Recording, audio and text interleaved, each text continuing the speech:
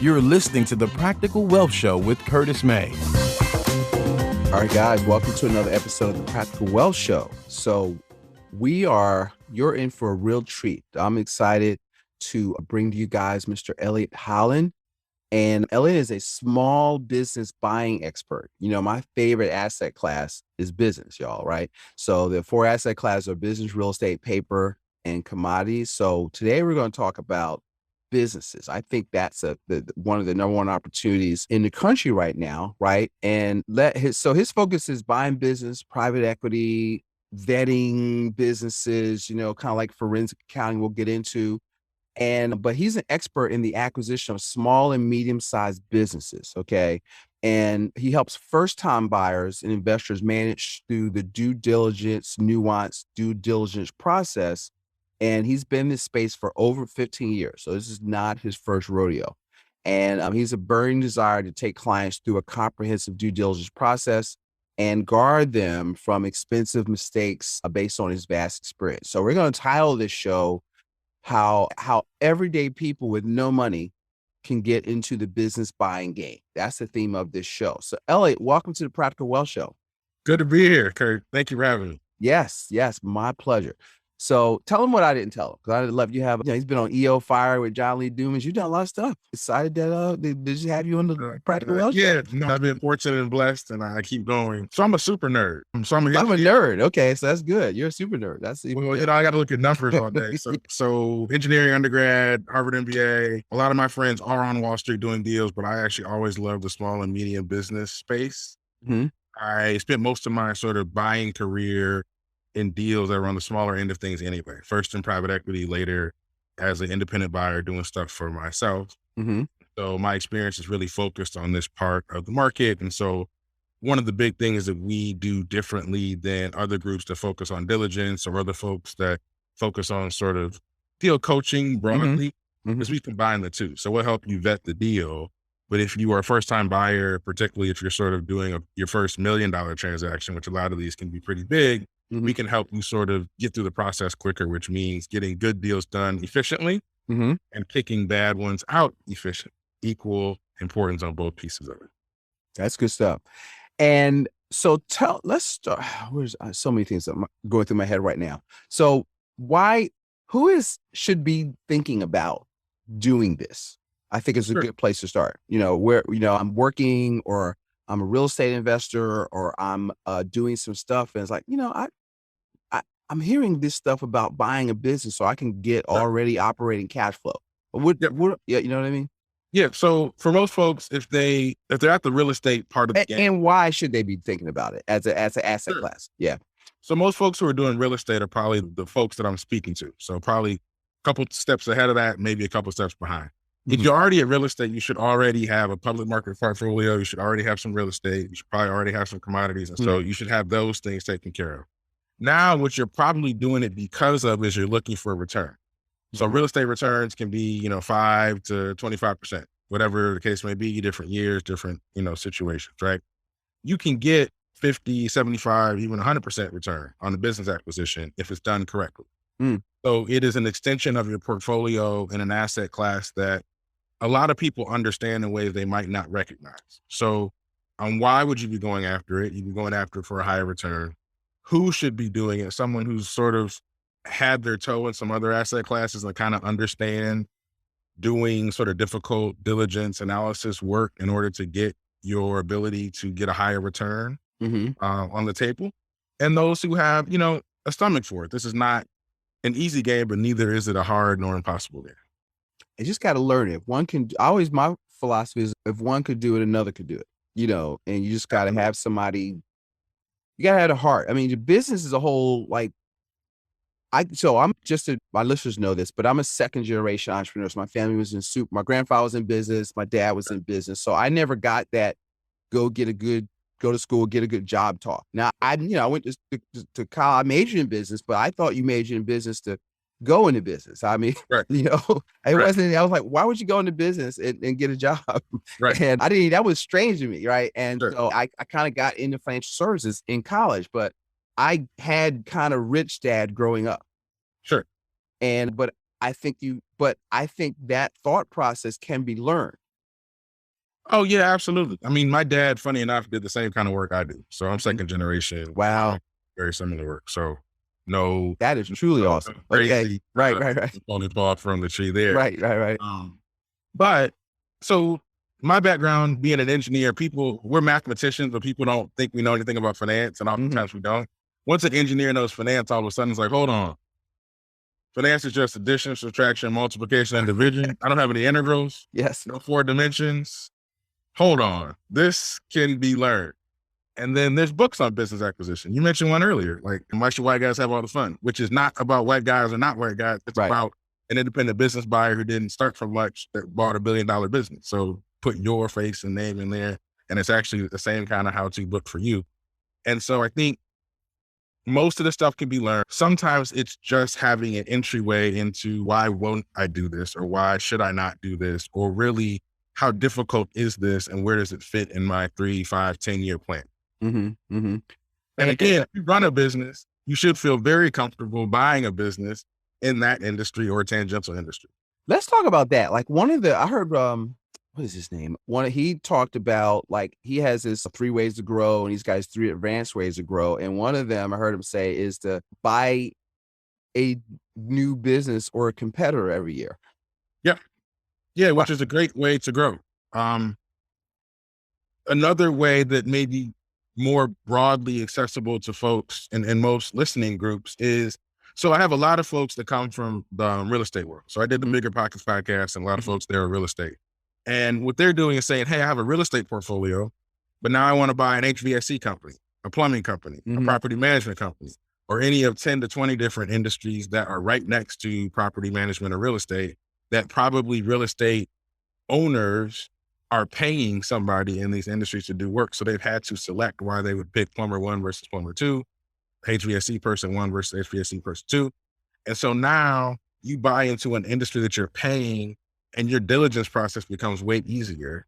You're able to expand your nomenclature, your sort of footprint. And now you're able to, without taking on the same amount of incremental risk as somebody who's never understood why you'd select one HVAC company over another. Now you sort of moved into a new return profile without necessarily jumping up like significantly from a risk profile. That's really smart. Yeah. And it's because you're already using it. You know, one of the things that we talk about in the infinite banking world is don't steal the peas. So you still need to charge yourself retail for them doing the work for your company. Exactly. Right. Which is key. But now you can we almost bought a beer distributorship. And I was like, all right, because I was looking at our family business and we were spending a couple $100,000 a year just for we had 2 bars at the time. I was like, so I know we got at least, almost $250,000 of sales if we didn't do, and then keep the existing customers. I was like, we ended up not getting the deal, but I started to connect the dots with what you just said there. Exactly. Expand on that a little bit more, because I want people to see that this is what they can do, and, kind of how to get in the game, because a lot of people say that, but they don't even know where to look or start to, how do I find deals? Because you got to first you got to have a mind that the world exists. Then you got to find them, right? That's step 1, right? And then you got to vet them and do the due diligence. And then, that's right. That's right. Well, I need $1 million to buy a $1 million business. These are all the things that are going through your head. Yep. So finding the easiest way is, so whether you are a business that spends money with other businesses or a consumer that spends money with other businesses. So what if I was a foodie? I might be a great person to buy a restaurant because I understand why I choose one over the other. I probably have foodie friends that do the same thing. And my foodie group of foodie friends in Philadelphia, New York, or Jersey can patronize my business way easier than somebody else's. Right. And off I go. Right. So those 10 businesses that you go by every month, you should start there. And then if you're trying to pick the one out of the 10, find the one that you dislike paying them most every month, but you still cut that check regularly. So the one that's probably getting you out of your last dollar, because it implies that they have the highest differentiation and sustainability, because you probably considered every other alternative besides paying them that money that you probably don't want to let go of, but you like not having their service less. Right. And that's where you should go. But not everybody can find it that thing site similar to MLS. The most famous one is called BizBuySell, BizBuySell.com. You go on there, And it's like a cheesecake factory menu of all the businesses you could ever imagine. Big, small, this industry, that industry, anywhere you want to go. And you can start there. I'm not saying the process to find a business is easy, but you should probably start with the ones that are in industries you understand, in areas that you wouldn't mind driving to. And as you get more into it, just like real estate or picking the right kind of stock, the more you invest time into it, the more specific your taste will be, and the likelihood that you find something amazing increases. Mm-hmm. So once you found a deal, now let's go through the other pieces of the process, and then I'll try to spend a little bit more time on each one without putting anybody to sleep. Okay. So That's exciting. Listen, you do your thing. So once you find one, now you have to evaluate it yourself.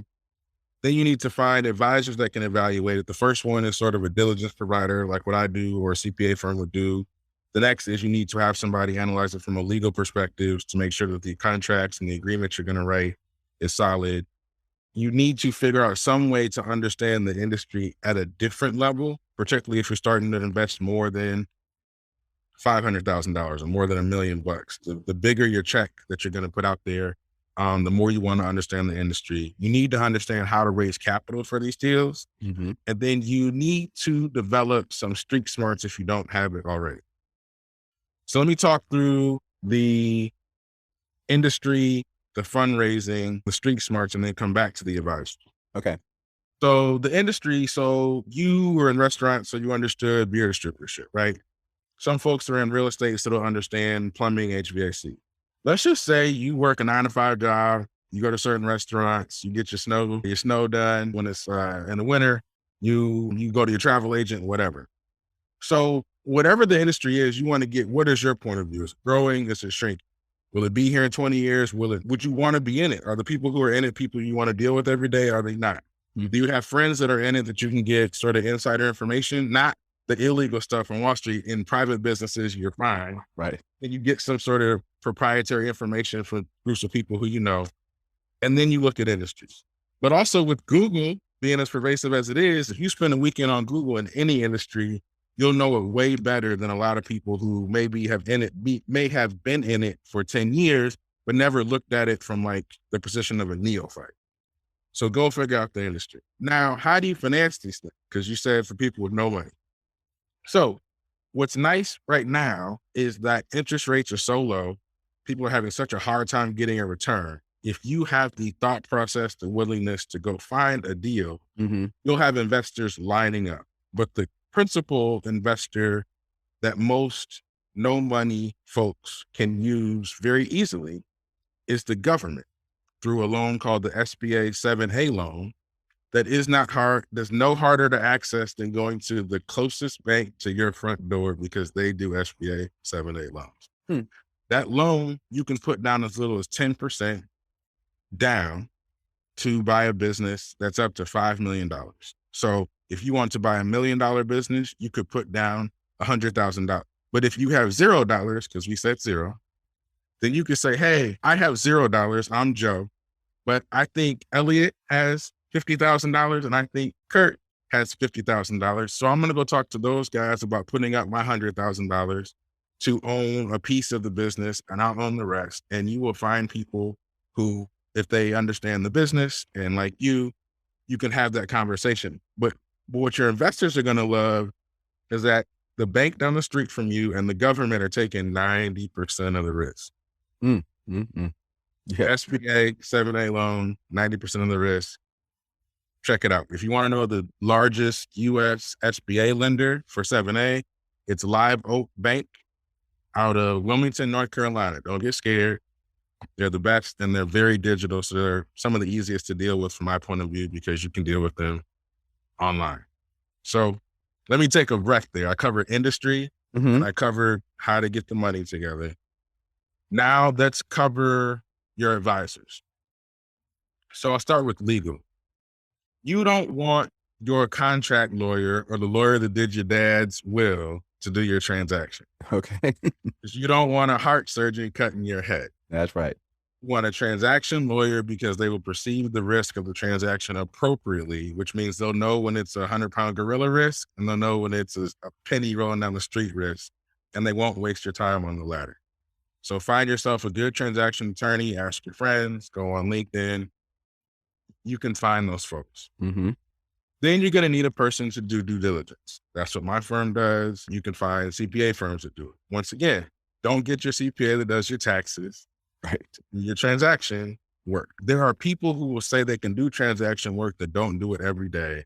I'll commit to you for 15 years. I've done transaction work on deals under $10 million in enterprise value. So just think about anything you've done for 15 years and how good you are at it. Right. This is where I live, right? And so you want somebody who lives here with me to be able to vet the business from a financial perspective. Now, this piece is the most principal piece of diligence and evaluation. And let me tell you why in layman's terms, right?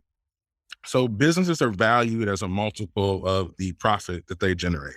Mm-hmm. You hear the term EBITDA thrown out all the time. EBITDA is just fancy profit or similar to cash flow, but easier to calculate. Okay. So for small businesses, you're paying 3 to 5 times EBITDA for a business, or 3 to 5 times profit. So that means if Kurt is buying a business for me and I can convince him that there's $10,000 of profit that's not really there, I don't get $10,000 back for that. I get $30,000 to $50,000 for that single $10,000 fib. Hmm. So even honorable owners are tempted to lie in this situation. And because the lie gets them 3 to 5 times the magnitude of it, you don't want to play around. You want to get somebody who's really good at this, and you want to spend the time it takes to get it right. Right. So due diligence is major. Being able to, like, one thing is, you'll hear from Kiyosaki's, one of my favorite books is Rich Dad's Guide to Investing. And, the BI triangle. So business is a team sport is what I'm hearing, right? You got to have it's team leadership, it's leadership, team, mission, right? Mission, leadership, team. And then the different levels. So you got to understand the different components that put together a business. And then you got to break it apart. So like you can look at, like, if I'll kind of do some small business consulting. And if I talk to somebody for an hour, I could see 4, 5 areas where they could double their business inside of 6 months. They just don't see it because you're sitting here, because you look for it, right? I call them, they're marketing assets that are hidden because they're tired. And so sometimes even when you're buying them, you could see stuff like, oh, they have a 10,000, they have a list of 5,000 people they don't talk to. They don't ask them to come back and buy again. It's like you see stuff that when you buy that asset, like when when Borders went out of business, they didn't want the locations or the books. They wanted the list. What they wanted was their number one asset was their list of customers and their relationship with them. And they bought that. And so you've got to, when you do your due diligence, because the thing is, accounting is the language of money. So financial literacy is the ability to read numbers, and the numbers tell a story. So if you're a real estate investor, you're already doing performance. You're already knowing how to read that story. And so it's just a different asset class, but it sounds to me where you're saying the work is the same, just different, but in the same vein in terms of looking at your P&Ls and all that kind of stuff. Absolutely. They're just generally slightly more complex than your real estate P&Ls and balance sheet.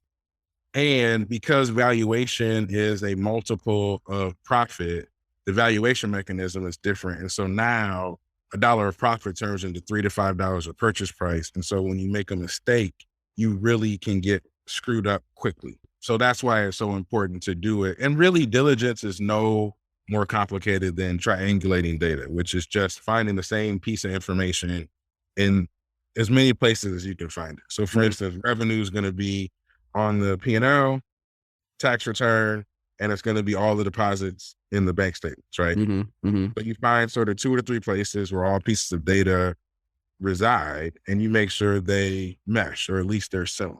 And that sounds easy from a high level perspective when you're dealing with, tens of millions of dollars of revenue and, 200-page tax documents sometimes, very detailed financials and thousands of pages of bank statements. It's not as easy, which is why you need help. But at the end of the day, your diligence provider should be able to compare the same information, revenue, profit, assets from 2 or 3 different places. And that's sort of how you know broadly, are they doing the right work? Right. Okay. I have two questions. I'm going to not try to conflate them. I'm trying to write it down so I don't forget my second one. What are some of the mistakes you see as you work with clients or in general in the industry that you see when people are, purchasing a business? So what are some of the things that jump out at you that they should be aware of? Check your hubris at the door is probably the first one. So the first thing that happens is, Johnny wants to buy a business. So Johnny's figuring out the SBA loan, just to kind of put it out here, it requires a personal guarantee like a lot of real estate does. So it's no different. But all of a sudden, Johnny says, I'm putting up $1 million personal guarantee. I'm important. I'm going to go talk to these business owners, and I'm not going to have a conversation like Kurt would. I'm going to tell them 10 things that they just left on the table and why they're dumb. And what you forget is you're actually interviewing for the position of sort of new owner at reasonable price from the current owner. Mm-hmm. And when you upset people and talk to them with hubris, oftentimes people who may work a job in corporate finance all of a sudden want to woo them with their knowledge of earnings ratios and all this kind of stuff. And you don't realize that you've upset the person who can give you the best deal on the business. So I think check your hubris at the door is probably the first. Mm-hmm. The second, would your listeners have heard of this situation with Theranos, that blood testing company out of Silicon Valley? No, I don't think so. I don't know what it is. So that company it was a startup, but that company tanked over $1 billion of investor cash over a decade. And the biggest thing that happened when you read all the casework, and just finished up the case, actually part one of the case finished up in December, right before Christmas. The investors were either not asking for the most updated data, so taking projections in November when they should have actuals through at least October, or looking at documents that weren't from the primary source. So the second biggest mistake people make is that they don't look at documents from the primary source. And the reason people don't do that is because if I'm a keen business broker or seller's representative, I am going to massage the numbers and put them in nice memorandums and nice PowerPoint slides to make them more consumable for my customer, the buyer, which is great on the first pass. But if you're looking at taxes, they should have Internal Revenue Service at the top. Mm-hmm. If you're looking at financials, most small business financials are in QuickBooks. You may not know the QuickBooks header, but I do. Your accountant does. It should have the QuickBooks header, whether it's in PDF or Excel at the top. If you're looking at bank statements, it shouldn't be printed on some nice letterhead of, Stephen the broker. It should be from Bank of America or Chase. So don't accept documents that don't come from the primary source, because every abstraction or every manipulation introduces another set of people that could be trying to get over it. Check your hubris, check primary data. And, we talked about street smarts earlier, and this is where it comes into the deal process. Check your clipboard at the door too. So one way is to upset the seller by just speaking to them in a way that's not conducive to the fact that you're interviewing for the ability to buy that business for a reasonable price. The other thing that happens is people get into these situations and they go download like a due diligence checklist from some wherever place online. And now you have some, 10-page diligence items. You walk around. Right. All right. And I want to go into Kurt's family business with my 4-page diligence list. And I want to start on page 1 and go sequentially through until I'm done. And the reason why this doesn't work, although checklists are helpful, don't get me wrong, but it's not the way you should do this process in small business, is because I've known my business for 6-7 years, right? Kurt's known his business for a long time, his family business even longer. When I see you asking questions in sequential order, I can game you easy because you're not paying attention to me. And I know what you want to hear most times. So asking in sequential order gets you an answer, but very unlikely to get you the answer. Right. So better diligence providers, and why you want to get an advisor and not kind of go at this alone, even if there's sort of helper documents, is because you won't know how to creatively over the course of a half day or a day, get a page or a 2-page set of diligence items knocked off without ever losing like eye contact with the owner. That took me years to master, and has enabled me to sit down for like a half day, go have breakfast, go have lunch, talk vision, all of a sudden come back home and I've got 10 pages of notes, right? Because I ask all these questions, I just never ask them in my next question. Right. It's not interrogation. It's conversational. I train financial advisors. I was like, listen, here's your information you want, but it's not interrogation. It just needs to be a conversation with people because you're dealing with people, right? Because so you're going to bring into my other question, because you're buying, I heard this, that a lot of the people that are selling them are like baby boomers. Their kids don't want the business. They're late 60s, 70s, and they're making a good living. So one of the things I heard like they care about is they don't want somebody that's they want this family, right? So you can't come in talking about, I'm going to, break it. What's that guy from Pretty Woman? I'm going to sell it, buy it, break it apart in pieces. They want to keep their family intact. So they might take a lower price if they feel like you're a good fit to keep their environment going. You just said it. They may take a lower price if they think that you'll do what they want you to do, or said differently, if they like you. Yeah. Right. Yep. People do business with people they know, like, and trust. So you've got to I would be good at this. And the more I'm saying is I could do this. And so I'm like, all right, I'm in financial services. What other businesses out there I could buy that surround what I do? Can I buy an accounting firm? So I always think about, so sometimes these podcasts become personal consulting for Curtis. But no, that's good stuff. I mean, I think that, like, just from what you said with the bigger pockets, is if you start thinking, okay, what businesses support the real estate business, and opportunities come up. So if you're hearing this show, you get what you look for. Like, you may have seen them, but you weren't paying attention, thinking that maybe I should buy a business. But if you can begin to control more of your environment, so we teach, listen, why don't you control the banking function, for example, right? For some of your money is what we're teaching. And so, but if you can begin to control, like some people are doing it now with the COVID stuff, trying to control more of the supply chain. Restaurants are growing food. They're doing more local stuff. So they keep it closer. They want more control. They control pricing. They control quality. Is that what you mean when, looking sideline support business? They call it vertical integration oftentimes, horizontal, same way. And you control more of your environment. So for instance, if you realize that your HVAC company has been able to raise prices on you 10% for 10 years, that's a great company to buy, not because you rob peas from yourself, like Kurt was saying, but because you take home both the peas. Right. That's right. All the peas go to you. Right? Oh, that's right. And you charge, and if it's a family member, you charge them full price too.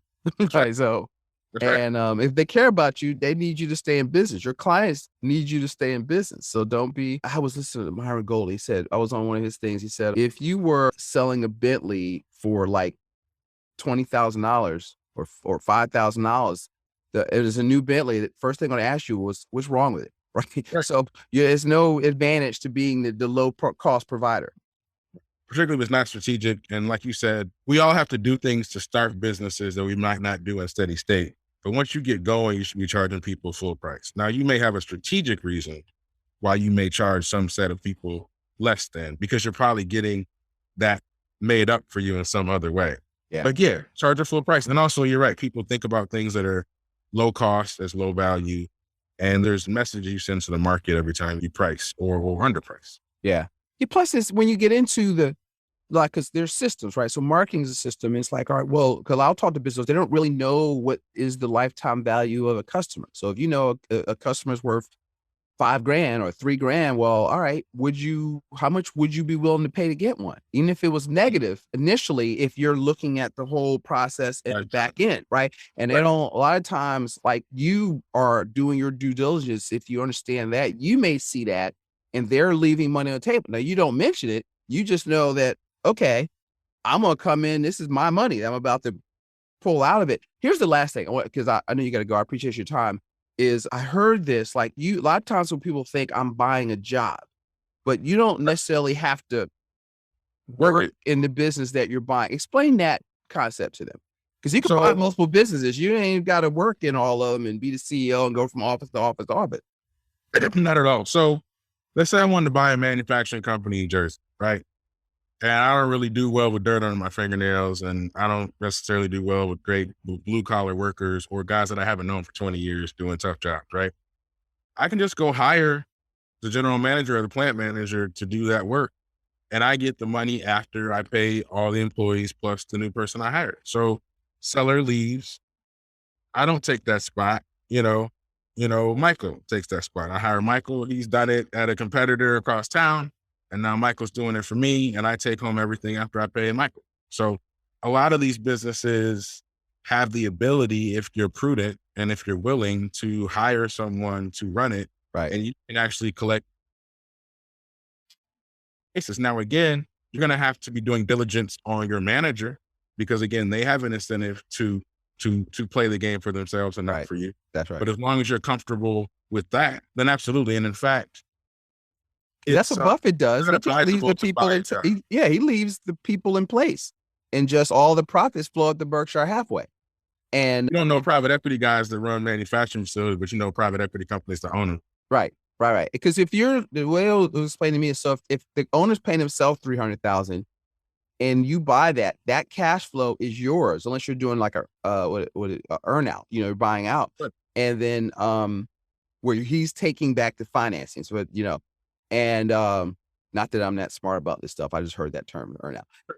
But what happens is, but let's say that $300,000 is yours. So you could promote the manager and give him 100, 112, 150,000. And now you got 150,000 free cash flow from this asset you just bought. That's right. That's right. That's awesome. And see, that's so buying is the new starting. Okay. It is. You know what I mean? That's what we got. That's the game, because the cash flow is already there. So you got to work up. You're trying to build your brand. You're trying to build a customer why not buy something already? I didn't care about branding is another thing. I didn't want to get into branding because it's really, I don't need brands. I need sales, right? But you want to be able to buy something where they already have customers that know, like, and trust them. And you can tap into that equity that's already there, or that trust that's already there. They don't need to know you. We're talking about why should white guys have all the fun, right? He bought McCall Pattern Company, right? A sewing company. I remember seeing those, right? Yeah. And this brother from Baltimore, right? Now he went to Harvard and he was a attorney, but he was studying with Michael Milken. And he said, "Wait, I can do this game, right?" Right. He wasn't a $100 million. What was the other company? Beatrice Food. Yeah, that was a European supermarket food company. Right. And he bought that with no one of his own money. That's right. And so although earlier I said the easiest way is to buy into things you already understand, a lot of these businesses aren't that complicated. Right. Find some people selling something and you just make sure there's a demand for it, that that the trend is upward or there's the profit margin there. And you just got to look for that. You have to think about business. I think you just have to train your brain to see, because a business at its core, I got this from Dave Maxwell, is a customer, a mechanism, and a result. And you know what I mean? And so you look at, even if you're starting one, who's your customer? Who's your who? What is the result they want? And your process is and it doesn't have to be your mechanism, right? It's just a mechanism that you buy or have a coder build or whatever. And the spread is your money. I mean, it's really that simple. And like laundromat, people want clean clothes. Don't always have washers and dryers. Right. So you buy the mechanism, that's a machine, and they put quarters in your machine and you take home the cash. I mean, a lot of the stuff is not that complicated. And the other thing is, as consumers, we spend, and if we're bringing enough in the top end, it's hard to stop yourself and think, well, what is there besides a consumer? Mm-hmm. But if I'm spending money at the mall every Christmas to buy clothes and material goods, if I'm going on trips all the time, if I'm spending money on nice cars, if I'm spending too much money with my CPA, you're customers of those things. Why can't you be producers of those things? Right. And maybe not each and every one of them is available to you. And there may be some things that are available to you that you may not want to do. You may not want to own a street sweeping company. Right. But there's car wash companies. There's a bunch of, so, try to think about the things that you consume. Yeah. Can you be a producer? See, it's all about ownership. It's all about, see, it goes back to how you think. Right. And so a lot of times we tend to think about being an employee. And even within, I tell people, look, you should at least, I teach our clients, I at least want you to be an entrepreneurial thinker, right? Yes. Look Yeah. around for problems that you can solve. Because people say, well, I don't make more money. Well, money's a result, right? You have to, you know what I mean, of solving a problem. So entrepreneurs solve problems. Bigger the problem, bigger the check.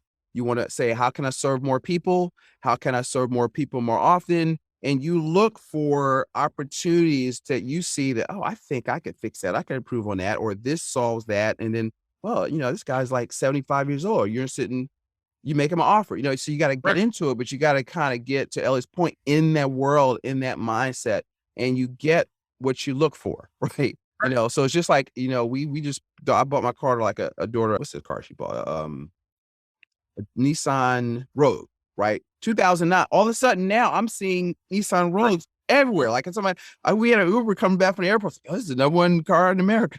Number one SUV in America. Now I see them everywhere, right? And so if you start looking at businesses, reading publications, going to events, you know, you'll get in. There you go. Oh, the deal flow where you start seeing that kind of stuff. So now I spend 2 times the amount of time I used to spend in the department store, because now I'm trying to figure out their process and systems to sell goods to consumers. And so half of it is me and they're getting my stuff.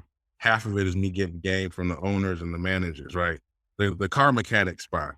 If you want to get some game about a service business, sit in there for an hour and watch how the flows come in, how they process them, how they get them out, how they charge, their marketing stuff on the ball.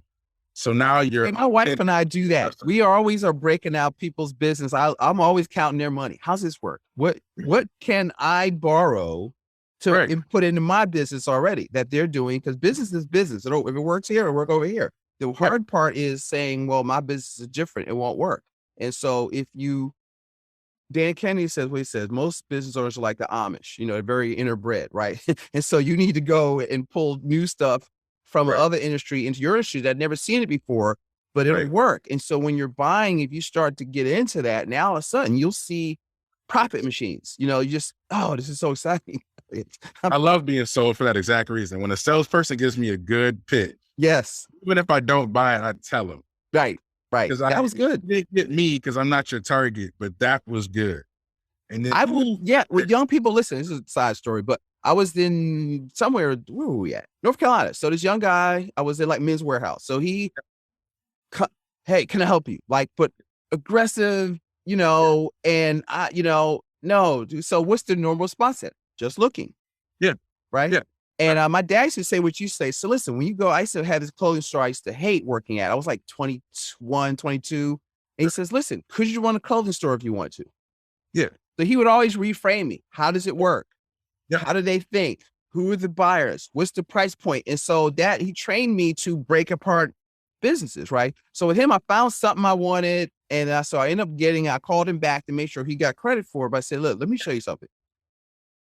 If you ask me when I walk in, how can I help you? The response to that is, I'm just looking. So I said, try this. Hi, have you been here before? Right. Boom. You know, then it's like, well, now you got 30 seconds to give a presentation. Well, are you looking for casual? Or you're looking for suits? Well, this is here. This is here. My name is Curtis. You know, now you control like 3-4 people at the same time that are all your clients, but you're not crowding them. And then you're there to answer questions. So this other couple came in, he goes, can I help you? And he looked at me, caught himself, right? Yes. And I was like, see, I just told you, right? And then the next person goes, hi, have you been here before? And I was walking out the door. I said, there you go. And, you know, I said, so you're always, you know, you got to help. I find myself, whether it's coaching basketball, I'm always coaching somebody. Because you know, you got to win. You got to be in business. You got to be in sales, which is helping people make a future decision. It's good for them. It's not talking them out into stuff. You know, that's a whole, I'd have you that like once a quarter. This is good stuff. Hey, I have fun. I mean, put something in front of them. I used to work at a suit store in high school. Yeah. And instead of asking, you know, what can I help you with? You know, here's our 3 best outfits. We had a competition earlier today. Us and the other people that are working here. Here's the 3 best outfits we picked out of the store. Yep. And if it's shoes, it's like, all right, then when you get into the thing, well, listen, what do you do? The upsell is what? Taps and polish, right? At the counter. I used to work at Tom Mechanic College. Right? So, you know, all that, which makes a lot of money. And see, because all those little upsells on the way out, that's like pure profit. Or like used cars. People don't like the used car lot, but there's so much to learn and how those folks sell, because they could not eat and feed their family if they weren't really good at it. Yeah. You can learn a lot. You can learn a lot. It's just gotta, so the point is, guys, pay attention and just see what's going on. It's all educational. You teach your kids to pay attention, and what are they playing? Could you make a game? Could you buy into these things you're playing with that you're using as a consumer or for entertainment? We've got to flip the switch to be a producer or be an owner. And that's kind of the message of, our show, Elliott, that we want to get out is, one, stop looking for other people to solve your problems and get into ownership of something, because you can't leave your job to your kids. Can't. And then I'll say the other thing from like a business academic perspective, the owner gets everything else that everybody else doesn't take. So every time I up the price 10% and I'm able to pay my employees the same, I get that extra 10% right in my pocket as an owner. Come on now. I'm the house. I'm the baby. I put all that nice stuff. I comp the great spenders. I put all the nice, the lions and stuff running downstairs, right? And I take the house. Also, it's very hard to negotiate salary increases, right? The way I negotiate them is price increases on my products or better ability to solve more problems more comprehensively, more simply for clients. So I don't have to negotiate for a salary increase. So there's huge benefits. But to your point, I have a lot of friends that are still employees making a lot of money, but they actually have information that can help people in their sphere of relationships to understand, how does a steel mill buy steel? How does a manufacturing company choose a vendor? How does, whoever, right? And so you should always be thinking. Yes, that is awesome. Yeah, that's it. I mean, you just got to be curious, right? How does stuff work? What can I use? And then now what Elliott's done is hopefully hip you to, all right, look, I could buy this thing, I could, and that's the next level of evolution of getting into, if they're printing money. This is why one of the things I talk about is you got to think from a macro perspective, right? So if they're giving away money on the commercial side, right? They're literally printing money. And so, but what you want to do is take that fake fiat currency or debt and buy a real thing. Yes. A real a property, a business that has intrinsic value, that throws off cash flow, and you pay back that fake money with back with other people's money, and your spread is yours. I mean, that's the game. That's the game. That's the game. Close this out, Elliott. That's you get me hyped now. But that's the game. I mean, that's the game. That is the game. That's the game. Put as many buckets in your pocket as possible, and if you can use other people's money to do it, why not? Right. And and serve your people. I mean, it starts with providing value to the market. Dollar without that. Right. That's the thing. See, that's the foundation. So these Marxist college professors, don't get me started with them, but profit's evil. Profit's not evil. Profit's, because you can't be in business long range screwing people, right? And you can't do that. So you've got to embrace capitalism. Capitalism gets a bad name because it was named by his enemy, Karl Marx. Okay. Right. F.A. Hayek says capitalism is an ever-expanding system of cooperation amongst strangers. You want to know about peace prize? That's my definition. And Howard Stevens says it's pursuit of ownership of assets way more than what your resources will allow you to acquire. What's bad about that? And also, you can't make $1 on this planet without solving somebody's problem. Right. And so it's, if Walter Williams says you got to please your fellow man, right? And so, and he looks at dollars as your certificates of performance. So if you go to store and he says, I want my bottle of Bordeaux wine and my steak, they'll ask you, well, have you served your fellow man? Have you pleased your fellow man? Yes, I have. Well, prove it. Those are the dollars in your pocket. So if you're not making any, it's really, so you got to come back. All of this stuff comes back to that we talked about is that, finding a way to please your fellow man, expanding your means. You can't scrimp your way to wealth. You've got to expand your means, and you can't expand your means till you expand your thinking. So it goes back to your mind. What are you putting in your mind? Who are you hanging out with? Kurt, you brought it full circle. That's it. So you can't make any money without solving problems. You can't solve problems without thinking differently. And so the whole game is thinking different. Thinking differently, starting with that. It's Jim Rohn says most people don't have a money problem, they have a philosophy problem, which is how they think.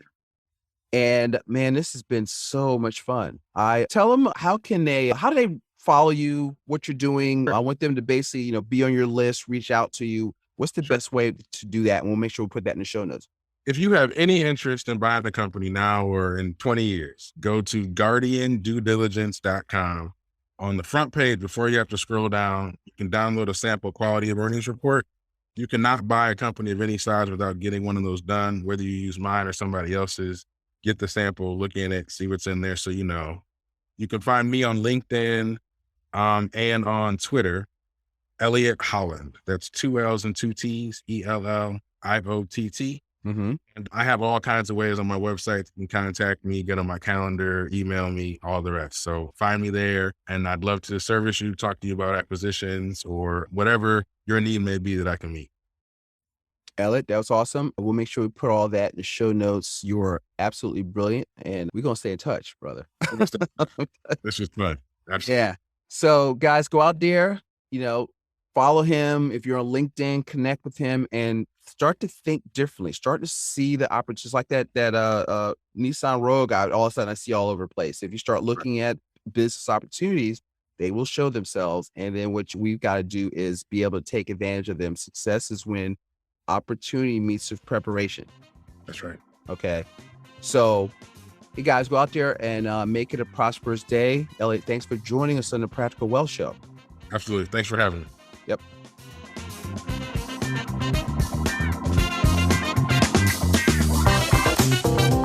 Thanks for listening to Practical Wealth. To access the show notes and resources, go to practicalwealthshow.com. To get your questions on the show, go to practicalwealthshow.com.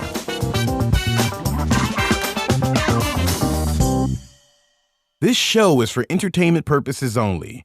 Before you make any investment decisions, consult a professional. This show is copyrighted by Practical Wealth. Written permission